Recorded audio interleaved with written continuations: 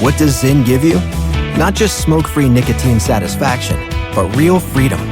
Freedom to do what you love and choose your rewards. With Zyn Rewards, you can redeem points for premium tech, outdoor gear, and gift cards to your favorite retailers. Find your Zyn and keep finding rewards that fit your lifestyle at zyn.com/rewards. Warning, this product contains nicotine. Nicotine is an addictive chemical. The Jack Welch Management Institute at Strayer University helps you go from, I know the way, to I've arrived with our top 10 ranked online MBA. Gain skills you can learn today and apply tomorrow. Get ready to go from make it happen to made it happen. And keep striving. Visit strayer.edu/Jack Welch MBA to learn more. Strayer University is certified to operate in Virginia by Chev and has many campuses, including at 2121 15th Street North in Arlington, Virginia. Pro Savings Days doorbuster deals are on at Lowe's. My Lowe's Pro Rewards members save an additional $120 on a GE 21.9 cubic foot top freezer refrigerator. Plus, members save $70 on a Bosch hammer drill, now only $99. Not a Pro Rewards member? Join for free today.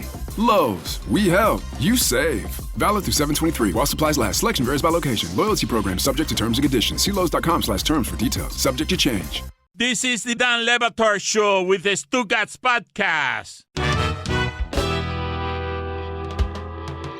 You know what's funny about what just happened out there? A good friend of mine who's visiting the studios here, he just walked through and he was looking at stuff and somebody mentioned Elle Duncan. And he doesn't really know about sports, follow sports, isn't aware of what we'd be doing around here.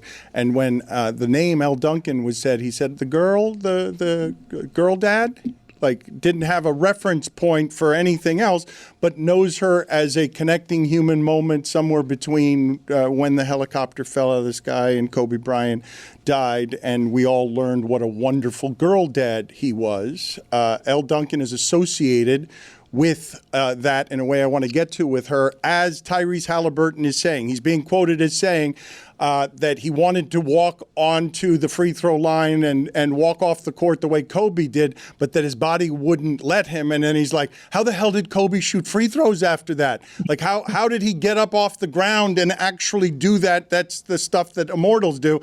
Elle, thank you for joining us. It's always nice when you do join us. But as that moment resonated, the story I just told, that's pretty normal for you, correct? Somewhere in your entire career, being meaningful and moving to people, you connected with people there in a way that's hugely enduring, correct? Yeah, it's interesting too, because sometimes people, like, if someone does know me from sports, like, they'll come up and they'll, be talking to me about sports, and then I'll hear them say to the person next to them who's like, who the hell is this?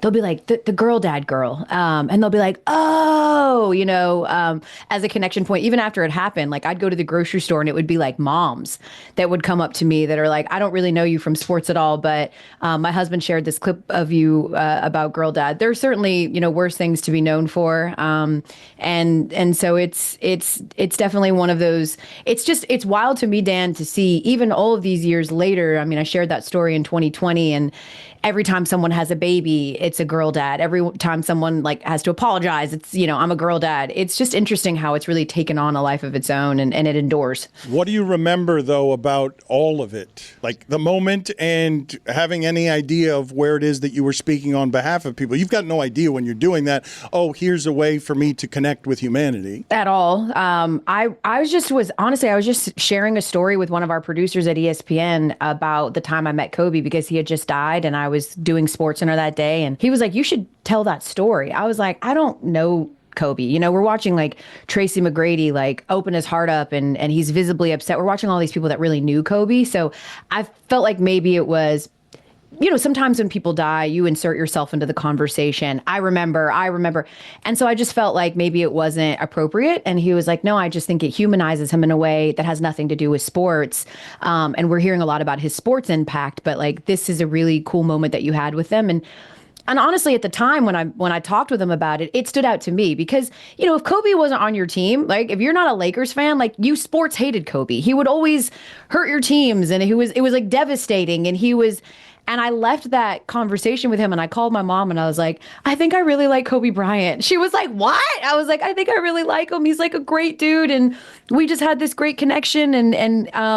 So then when it happened, I went to bed that night because I did the 6 p.m. Sports Center, but I had to do the 7 a.m. Sports Center the next day. So I went to bed at like 10 p.m. and I woke up and I had 250 text messages. And the first thing I thought, because y'all know my mouth, I was like, oh, what did I do? Like, what did I say? Oh no, I'm in trouble. And then I just started seeing these people that were like, do you understand what Girl Dad is becoming? And do you understand like what's happening? And obviously it just kind of took off from there. But it was all very surreal because it was just such a devastating time. But I think it helped people compartmentalize and feel like they had a connection point to Kobe. Like they could never understand what it would be like to be Kobe Bryant, but they could understand what it was like to have such a love for your daughters. More or less text messages after the Cancun joke. I definitely had less text messages. My thing with the Cancun joke is I feel like whenever I say something, it's like sometimes like a reintroduction for some people who clearly don't know me or my work over the last 10 years. I'm like, bro, I said on air one time that if you celebrate too early, it's called premature ejaculation. Like I can't actually imagine that this is worse than that. Like I feel like I constantly have to remind people I have been saying things like this for the 10 years that I've been at ESPN. So I thought it was silly. I thought it was funny. Some people disagree. Some people definitely agree. But, you know, it is what it is. Like, yes, girls say crude jokes too. The funny part to me, y'all, has been like the people who are like, what am I supposed to say to my children? I'm like, well, if you have to talk to your children about the fact that D is a slang word for a penis, then I hope that I was able to help you have that conversation with your child that's old enough to watch basketball. Because like my 4-year-old knows what a penis is. So Schmeckle? Yeah.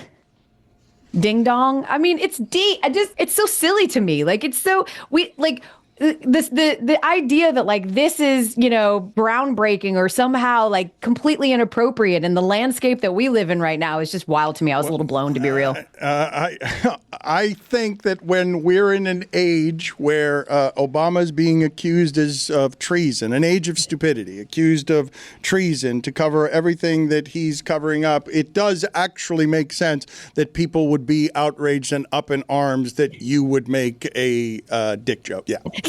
Yes. Yeah, it makes total sense to me. I personally think it's a double standard, but it is what it is. I also think that there is a disingenuous faction of the media who look for any reason to get me fired or any reason to like rage bait. Like they just wait. And I think those are the people that had probably the strongest reaction. Well, I was surprised. Excuse me. I'm sorry to interrupt you. Yeah. I was surprised the other day that, and look, this has been happening to me for a while too, but when I'm like, the Shane Gillis monologue, yeah, I know everyone liked it, but hey girl, like that's not nicest thing you can do to gay people. Am I wildly offended? No, but whatever. Like I get yanked into the stream and now it becomes the argument that it becomes Batard criticizes ESPYs when I'm like, this is what we're doing now. Like, it can be funny and he's funny. He's obviously funny, but like, it's not. I mean, Karl Anthony Towns, you don't need to do that to him or gay people. Yeah. As soon as you say like a joke, I felt, you know, more of the outrage in my space was around the Caitlin Clark joke.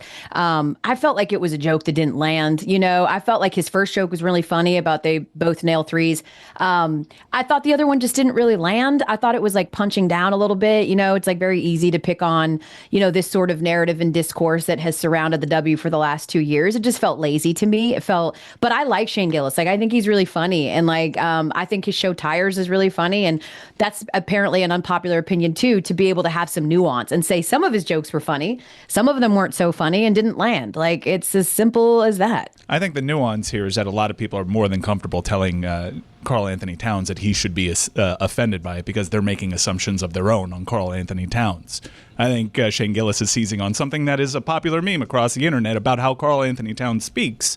And yes, for people to come out on behalf of Karl Anthony Towns and say that it's lazy, well, I say, here's a mirror. Yeah, I'm with you. Yeah. There was a whole like social media clip that was going around of Knicks fans imitating Karl Anthony Towns, and they all said it. Like all of them were like, hey girl. So he probably just kind of like saw that video and borrowed from there. But yeah, I think in general, what we choose to be outraged about and what we choose to turn a blind eye on is quite a study. The spirit of innovation is deeply ingrained in America, and Google is helping Americans innovate in ways both big and small. From improving emergency response times to protecting against cyber attacks, local, state, and federal governments are innovating with Google AI. This is a new era of American innovation. Find out more at g.co/American innovation. Hey, it's Ryan Reynolds here from Mint Mobile. Now, I was looking for fun ways to tell you that Mint's offer of unlimited premium wireless for $15 a month is back. So I thought it would be fun if we made $15 bills. But it turns out that's very illegal. So there goes my big idea for the commercial. Give it a try at mintmobile.com/switch. Upfront payment of $45 for 3-month plan, equivalent to $15 per month required. New customer offer for first 3 months only. Speed slow after 35 gigabytes if network's busy. Taxes and fees extra. See mintmobile.com. Close your eyes, exhale, feel your body relax, and let go of whatever you're carrying today. Well, I'm letting go of the worry that I wouldn't get my new contacts in time for this class. I got them delivered free from 1-800-CONTACTS. Oh my gosh, they're so fast. And breathe. Oh, sorry. I almost couldn't breathe when I saw the discount they gave me on my first order. Oh, sorry. Namaste. Visit 1-800-CONTACTS.com today to save on your first order. 1-800-CONTACTS. Dan Le Batard. Did someone say conservative entity? Wow! No! What? Oh, see, this is why. Stugats. Hers was better than mine. In the fifth Sagaki. Yours was Fleming. How is the fifth Sagaki better than the third and the fourth Sagaki already? This is the Dan Le Batard Show with the Stugats.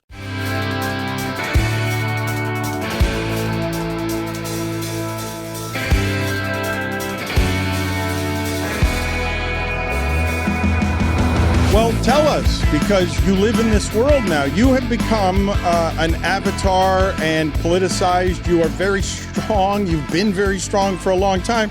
And you're now doing Vibe Check, which is, I'm going to say, unlike anything in the history of ESPN and maybe Disney. Do I have that wrong?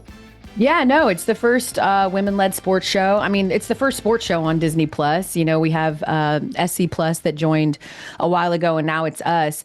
I think it is a really cool opportunity to show. We've got, and you know this, Dan, like we have a lot of really talented women that work at ESPN that do a great job at their role, but also role specific, don't necessarily get to stretch as many muscles or sew as many tools as they have. So this just gives us an opportunity to talk and expound. This idea, though, that it was going to be, you know, one of the things that we all were very clear on from the beginning was like, it's going to skew female because the perspectives are coming from women, but like, we're going to talk about all sports. Like, it's not going to just be, we're going to be more of a home for women's sports because that home doesn't exist currently right now. But we're also going to, like, we talked to Mina Kimes yesterday, right? Like, she, in my mind, gender aside, is like the brightest mind in all of football. Like, I want to talk to her about football all the time. It doesn't really matter. And so, yeah, but it's, you know, again, it's this sort of, the weird part of all of this is the randos that are just sort of waiting on this to fail. It's like, you know, like they're just waiting. They're like, I didn't see you last week on Vibe Check, so you must have got fired. And it's just, it's so bonkers to me. It's the same group and the same population who are outraged that the WNBA players are asking for more money. They're not asking for money from you, dummy. They didn't ask you to Venmo them. Like, why do you give a damn if they get more money? It doesn't mean anything. It doesn't matter to you, and you don't care. You just lay in wait so that you can be nasty and so that you can pray for someone's demise. It's the wackiest, goofiest behavior, and it's pervasive. Why? Because I think it's open season on women. I think in particular it's open season on Black women. Like, they feel like a non-protected class. So it's very easy to be able to sort of just, you know, again, low-hanging fruit. It's very easy to target someone like me. I'm, for the most part, not going to clap back because I don't really care. And I think that's just sort of the trend that we're seeing. I see a lot of women that I work with that are feeling incredibly, not unsafe's not really the word, but they're feeling very unprotected because it's the time right now. It's trendy right now to dunk on women. You know, I don't know exactly where that started. I have some, you know, I think tells on where it started. I know that as Black women, you know, after Kamala Harris lost, not to be political, but after she lost, there really was the group chats were going crazy with just Black women in general that were like, this feels like it's going to sort of be a trend of being able to feel like now we can, like, Black women are being put back in their place. And I think women in general, like, let's put them back in their place. They're getting a little too cute. They're doing a little bit too much in this space. So we need to remind them that they should be grateful for what they have. have and that they're not really wanted here anyway. But I think that's horseshit. I can't tell you how much I love that you rub your hands together while saying that way. Like, just eager to sort of explain to us, look, do you know how shitty this has been for black women? And again, this really, we've got to fight everyone. What is the correct take on the WNBA's collective bargaining agreement situation? The correct take is that, for all of the bad faith characters are saying things like they've never been profitable, they've never this. I would beg you to say at the company that you work for, okay, profitability is the concern of the CFO, the CEO, the board members. Imagine your company coming to you and going, we're not really profitable, so we really don't want to pay you. That's not how this works at all. And the idea of where this is headed, we see the growth. CBAs are negotiated every 6, 7, 8 years, right? So they have got to negotiate right now based on where they're going to be 8 years from now. And the numbers don't lie, y'all. They don't lie. 3 years ago, when the Golden State Valkyries bought their team, it was a $50 million expansion fee. 3 years later, that fee went up to $250 million that 3 teams paid for to expand in the W, and that number's only going to grow. So you're talking about outlooking and forecasting where this league is going to be, and the idea that you don't think that these women should be paid more money is absolutely bananas to me. Again, it doesn't impact you. It doesn't affect you. People keep comparing them to the NBA. They have a 50-year head start. Y'all stop it. They're not asking for NBA money. They're not asking for $30, $40, $50 million a year. They're asking for money commensurate to where their forecasts are going to be 8 years from now, period. And so in my mind, the correct answer here is pay these women what they're worth. You can't argue the fact that NFL players get 50% of revenue and they get somewhere between 7 and 10%. That just doesn't make any sense. So that's what they're negotiating in good faith. They're negotiating for consistency and practice facilities. It's all the things that you don't see. Angel Reese, I talked to her the other day and she's like, she's bold enough to call out her own team and say, the Chicago Sky won a championship a handful of years ago. We don't even have a practice facility. This is not okay. And so there needs to be a through line. There needs to be some consistency about how we're treating these women, how much we're paying them, which is the sticking point, really, but also some consistency in rosters, how many players they can get on the team, because they keep expanding, they keep making more games, and they don't keep expanding rosters, which is why we're seeing so much fatigue, so many more injuries. These things matter and are important, and anybody that's a fan or not a fan should be on board for people getting paid. How you side on the side of a billionaire corporation or a league corporation is so wild to me as an everyman. The only people that should feel like these women shouldn't get paid is the league, because it's in their best interest to try to keep them, making as less money as possible so that their profit margins are larger. It just doesn't make sense. I really need to turn the temperature down around here because she's screaming at me. She yelled something about bullshit. She's out of control again. Horseshit. Horseshit. I really need to settle it down. Jeremy, can you give me a game show of some sort that helps me settle her down, because she's out of control. She's cursing on air. She's going to get in trouble with the network. Wow. It's time for another edition of Elle Yes or Elle No. I get it. Elle Duncan.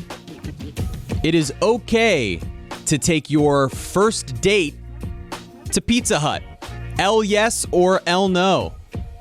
Okay, I actually love Pizza Hut so much, and Pizza Huts are becoming rarer and rarer by the day. So if you can find a Pizza Hut that does the formal checkered tablecloth, Miss Pac-Man salad bar, absolutely, Elle Yes. That's huge news for your guy Greg Cody, because that's exactly what he did on his very first date. Give her the whole thing. But this is the other part. Elle, it is okay on the first date to sit on the same side of the booth. Absolutely not. Elle, no. Wow, it's so invasive. It's so invasive. No. I had someone do that to me. I was so thrown off. It's very creepy, very invasive. I just no. You're being a little presumptuous too, that I want to sit next to you. I don't even know you. Nope. Elle Yes or Elle No? No, Greg Cody. That was Greg Cody. On the first date, Greg Cody took his wife to Pizza Hut. Nope. Yes. And sat next to Erlene, and they got married, but he thought he was being romantic, and she thought he was being creepy. Yes, that's creepy. I'm glad it all worked out for you in the long run, but sitting next to someone on a first date's wild behavior. It created me. Yes, that's not it working out. Yeah. Gross. It's an insult. It's an insult to tell someone they have a soda drinker's body. I mean, come on. Come on. Fell out of frame. Come on. What are you laughing at? What are you laughing at? Oh, who said that? Hell yes, that's so horrible. That's awful. A mean person said it. Very mean. Give me an athlete who looks like they've got a soda drinker's body when I just ask you to conjure any athlete that you have to choose from who has a soda, or celebrity. Just who do you think of when you think of soda drinker's body? What body type are you looking at? Like Jelly Roll. I mean, I know he's done a great job losing a lot of weight, but I would say he still looks like he takes down a gallon of Coke a day. Tony, argue with her. He's got nice teeth. The issue is that that's two on the other side. Like, we need somebody more in the middle, right? Like I said, George Niang. Now, that's a soda drinker's body. Somebody who, professional athlete. Yeah, we had Kevin Youkilis. Like skinny fat. Patrick Mahomes. There you go. Soda drinker. He definitely looks like a Mountain Dew guy. Yeah. Like, he's just like, yeah. And then he does the thing where he's like, but it's Diet Mountain Dew, which is somehow better in their mind. My brother, you said skinny fat. My brother always used the phrase fit fat. And he always would he would celebrate in the streets watching somebody. But these people were deeply unhealthy. Like, they were living a lifestyle that was good enough to make them fit, but everything else they were doing was wrong. Yeah. Yes. I used to work at a restaurant, and I worked at a wing place, and like, just to see the orders, they'd be like, I want cheesesteaks, I want chicken fingers, I want wings, I want fries, and I'll have a Diet Coke, please, and it has to be diet. It would just be so wild to me. They've convinced themselves that the couple of grams of sugar that they're saving is just going to have nothing to do with all of the other crap they're eating. Chris, bring down the bed for a second. I got another one I want to do with you. Give me one is this a serious one? Yeah, this is a real one. Elle Yes or Elle No, it is okay to pronounce this name this way. Iznika Ogumake. What? Iznika Ogumake. Now, that's supposed to be Nneka Ogwumike. Iznika Ogumake. Iznika Ogumake. Nika Ogumake? Iznika Ogumake. Okay. First of all, her name is actually Namkati, but yes, she goes affectionately by Nneka. That's wild, because my thing is, like, I've definitely had some names that have tripped me up. Like, they just throw them at you last minute. You got to do a highlight, and you're like, I don't know that much about the third circuit of cricket, so I don't know this person's name, and I apologize. But Nneka Ogwumike is like a former MVP and the president of the Players Association and like Stanford's Hall of Fame and a champion. So I don't know how you don't know her name. That's crazy. Iznika Ogwumake. Thank you, David Sampson. We don't dare play any of David Sampson's Spanish for her, right? How good is your Spanish? Elle, good seeing you. Thank you, as always, for making time for us. Sports Center host of ESPN's Vibe Check. Vibe Check is every Monday, Wednesday, and Friday, 5 p.m. Eastern, exclusively on Disney+. You can't be on enough, Elle. Thank you for being on with us. Thank you. Bye, Greg. Oh, hey, what's up, Greg? Chris Cody has not let go of that yet. He is still mad at her because she called him Greg. Jeremy's pitch clock is coming up. Have you enjoyed that, Zaslow? Have you been consuming a lot of pitch clock? Can I tell you something? I don't know, maybe like a month ago. And I decided to watch Pitch Clock. And I told Jeremy, this is a good show you're doing. At Sierra, you'll always find apparel, footwear, and gear for 20 to 60% less than department and specialty store prices. But right now, it's clearance time, so you can save even more on everything you need to get active and outside. Visit your local Sierra store today. Why does the United States pay higher drug prices than other countries? Because America's the only country in the world where 340B hospitals mark up drug prices, and PBM middlemen charge billions in hidden fees. Meanwhile, Americans subsidize the research and development for new cures. Other countries benefit, but don't pay their fair share. Crack down on the middlemen. End the free riding. Lower drug prices. Go to balancethescales.org to learn more. Paid for by Pharma. This episode is brought to you by State Farm. Knowing you could be saving money for the things you really want, like that dream house or ride, is a great feeling. That's why the State Farm Personal Price Plan can help you save when you choose to bundle home and auto. Bundling, just another way to save with a personal price plan. Prices are based on rating plans that vary by state. Coverage options are selected by the customer. Availability, amount of discounts and savings, and eligibility vary by state. Dan Le Batard. It sounds to me like everybody could use a hug because a hug is always the right size. Stugats. All I have put in my body today is 3 cups of coffee and an entire cup of honey. Go to the penalty box. Don't let him fool you. He said in the break that he's jittery. This is the Dan Le Batard Show with the Stugats. Welcome to the Pitch Clock. Here's the pitch. A 2-part baseball segment combining a nostalgic baseball trivia game and an interview with an expert. This is the Pitch Clock. It's time for another episode of the Pitch Clock. Hi, Roberta. Taylor, we have another game. We'll get to our expert very shortly, but let's get started on this. Taylor, what do we got going today? In front of you guys, you have the 2002 MLB All-Star Game and the starters at each position. We're going to do a new format for this game. Each guess you make is a half inning. So we're going to play 9 innings. Chris is going to be the home team. Jeremy is the road team. The highest total after the 9 innings is the winner. So Jeremy, this is considered the top of the first inning. Your guess. Behind the dish in the National League, Mike Piazza. 1 point. That is correct. National League first base, Rockies, Todd Helton. Yep. 1-1 after 1 inning. Nobody guesses Todd Helton more in these games than me. Yeah, for real. Playing right field in the National League for the San Francisco Giants, Barry Bonds. Wow, see, it's smart of you to realize that. Good outfield, even though he was a left fielder. It is Barry Bonds. I will say, the outfield isn't really player specific. Okay, that's good to know. Position specific. No, that's very we got good to that know. from Barry Bonds, who was clearly a left fielder. Yeah, very good to know. Okay, you're up. Catching for the American League, Jorge Posada. Hip hip Jorge. 2-2 after 2. What we have listed as the left fielder, but probably played right field in the National League for the Chicago Cubs, Sammy Sosa. Is correct. 2002. Yeah, I'm just gonna stay safe. Ichiro, right field. Nice. Mariners, whatever. You got it. It is correct. Ichiro is the Mariner. And the Minnesota Twin playing center field is Torrey Hunter. Was this the one when he robbed Barry? Was this in Milwaukee? No, but yes.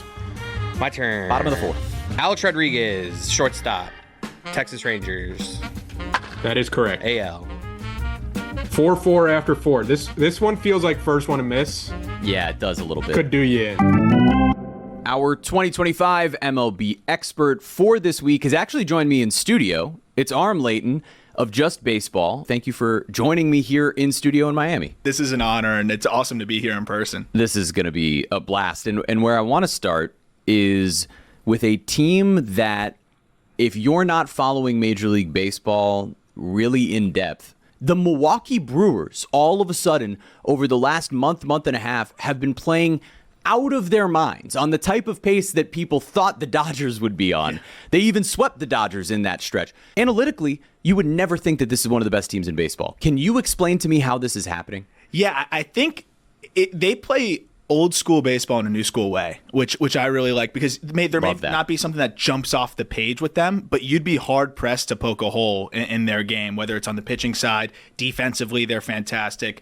Offensively, I mean, they're not going to light it up, but they're still middle of the pack in home runs, and then they steal as many bags as just about any team in Major League Baseball. Yep. I think they're the new gold standard, really, of being efficient and analytically driven in ways that people outside can't really see, because we would have the same conversation about the Rays. Yeah, no, it makes all the sense in the world, right? Every team has access to the same data, are trying to find ways to not only interpret that data differently and be able to find players within the margins, but then also teach to what they believe the most important strengths are in developing their players. And now you're seeing it come to fruition with the Milwaukee Brewers, and literally they are the best team in baseball, which makes no sense. And ironically, the other one being the Tigers, for the most part, Same sort of deal. That back end of that bullpen last year, it was the reason they were able to go on that run, and you're seeing the Brewers do some similar things. But I want to talk to you a little bit about the upcoming MLB trade deadline. Which team in baseball do you think needs to be the most aggressive at this trade deadline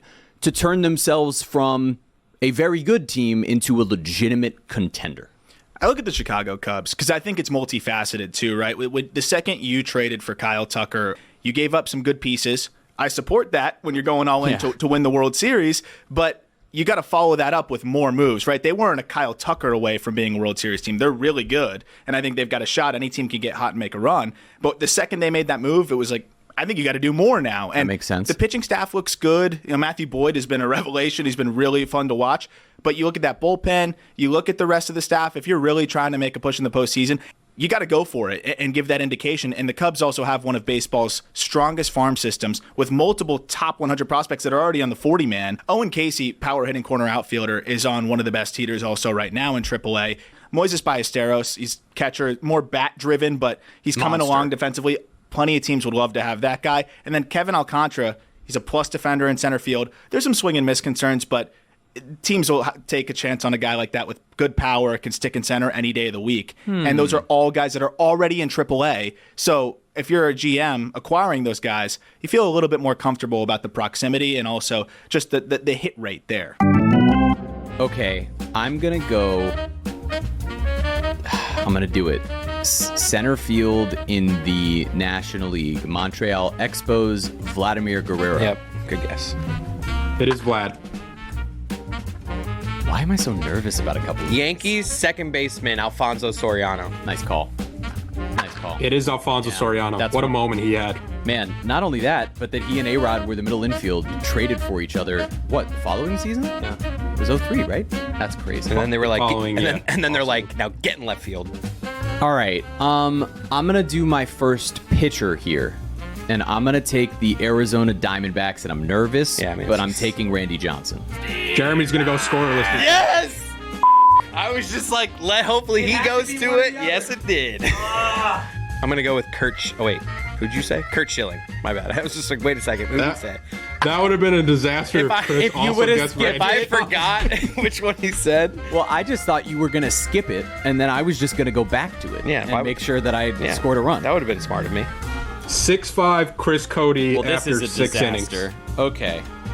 He's going for 4 in a row, folks. Oh, my God. All right, well, then I'm going to go Boston Red Sox pitcher for the American League, Pedro Martinez. Think about it. This has now turned into a disaster. It's another scoreless inning for Jeremy. Are you kidding? Oh, my God. Who would have been... What? Left field. Yep. Boston Red Sox. Damn it. Wasn't a left fielder. No, he was. You're right. I thought he played some right field, too. No, not really. No. Manny Ramirez. Yeah. Yep, they try to hide him with the Green Monster. Let's go ahead and move forward here, right? The number one name that seems to be on the trade market in terms of this guy's gonna be moved, and he's a great player, is Eugenio Suarez.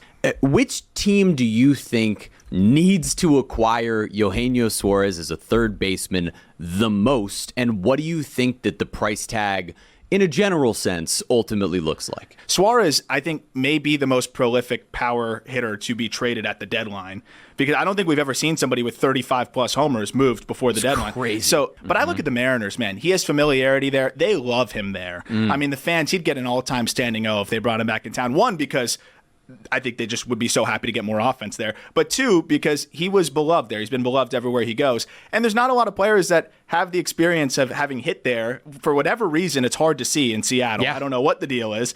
And I think that's a guy that would really jolt that offense and plugs right in at third base for them. And that's why I think the Mariners, though it's uncharacteristic, could really push the chips They're forward. in prime position for it. And he is the type of player that totally changes your entire lineup. Like putting him there and hearing what those offers are probably going to look like, how could the Diamondbacks not make that move? So I want you to give me, if you can, 3 to 5 other players that you think will get moved, why they'll get moved, and ultimately a prediction of where they'll get moved. So I want to go a little bit edgier here, not the obvious players, right? The rentals on bad teams, of course, they're going to get traded. Yohan Duran from the Twins. I think this is a spot to cash in if you're the Twins. This core, it doesn't seem like it's totally going to work out. Duran's dealt with some injury history over the last couple years, even as a prospect when he was a starting pitcher. I think this is peak of his value, 2 years of control after this one. And another team that I would have said should probably go all in a little bit more is the Phillies. That core is not getting any younger. Yeah, that's true. Zach Wheeler is going to retire after 2027. Bryce Harper ain't getting any younger. Trey Turner's not getting any younger. JT Realmuto, Kyle Schwarber's going to be a free agent. And I look at that team, you got the starting pitcher, and Christopher Sanchez just went at CG. He's been unbelievable. But the bullpen, they signed David Robertson for a reason, $6 million the rest of the season. But I want someone that can lock it down. That's great. And I think Duran's a guy that can really push them over the top. Are there any other guys that you're focused on here? A surprise might be Taj Bradley from the Rays. That's where I could see the Cubs get creative. Generally, they don't go all in on rentals. They like to manage things a little bit more carefully, look at the big picture. Bradley comes with control, so you could make the case, hey, we're adding our pitcher for this year, but at the same time, we're making an acquisition where if things go south for whatever reason, we get bounced in the first round, we're not going to be upset that we moved assets for a pitcher here. So I think that would be a really nice match Perfect made spot. there. That's the exact type of player you want to acquire. I want one more name from you. One more name with one more prediction of where they're going to end up. This is the rental side. I think this is such a fun fit. The Astros are probably not going to go crazy. Their farm system's probably one of the weakest in Major League Baseball. But I see Cedric Mullins as the perfect fit to make that team so balanced out there. Rocks. Right? He's going to go get it in center field. And I think he could be the perfect spark for them with the speed, sneaky power, and great defense up the middle. This has been tremendous. Aram, thank you so much. I'm definitely going to, on our next episode of The Pitch Clock, when we return, check in and see how right you were or how wrong you were on these predictions. But I love the insight. I'm sure our fans are grateful for it. And we're going to have you back in here at some point soon. This has been a lot of fun. Thank you. Hey, everyone, go check out Just Baseball. What he and Jack do over there is tremendous. And, Ethan's a part of it. Kind of, whatever. We love you, Ethan. Back to our game with Chris. This is a disaster. So I'm gonna take one of those Phillies. Yeah. Scott Rowland. Yeah, it has to be. It is Scott Rowland. Okay, thank God. The real question is just like, was this guy their shortstop this early? Exactly. That's the same. It's the same. We're having the same question. But I don't think they had another all-star shortstop, so it just kind of has to be. I can't who's the Red Sox pitcher? That is true. I'm struggling as well. I can't. I mean, there's someone in my brain right now, but there's no way. Couldn't have been the guy that you guessed for the other side? Was he there then? See, I don't know timelines. Yeah, you're right. It's him. Yeah, it is him. It's him. But now I'm afraid. You have confidence. I'm trying to follow your guys' line of thinking, and Did Chris Cody just say that Randy Johnson was a Red Sox? Yeah, let him guess it. I was saying Kurt Schilling, obviously. That's who I was going to say, but no, that's not my guess. Relax. I'm going to go Jimmy Rollins, shortstop Phillies. It took a while to get there, but Chris Cody does clinch the win. I feel like if everything I said there was pretty spot on. What I said was I was like, it could be Nomar at third, which I don't think that's actually true because I don't think they would start a shortstop at third. Right. Or Bill Miller.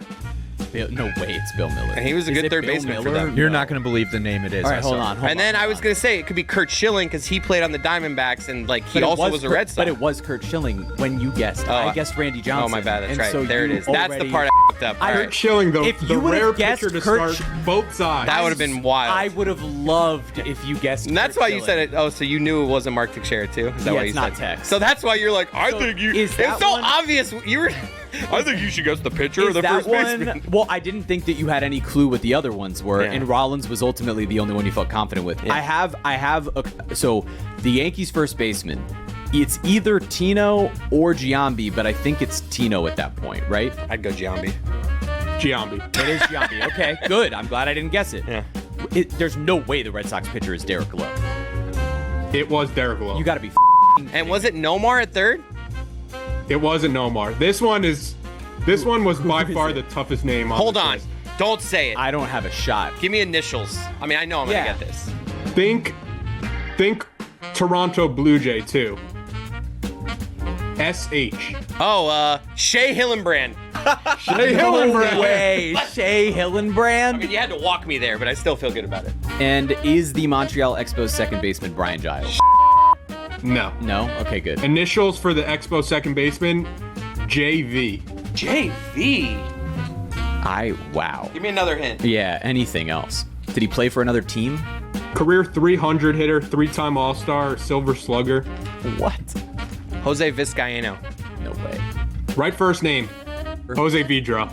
Oh my God. Yeah. Jose Nice Vidra. little hitter. Nice little hitter, that guy. That was like a Placido Polanco type hitter. Shea Hillenbrand. Like a guy that'll bat like 290 for you. I can't believe Jose Vidra. Shea Hillenbrand. Derek Lowe?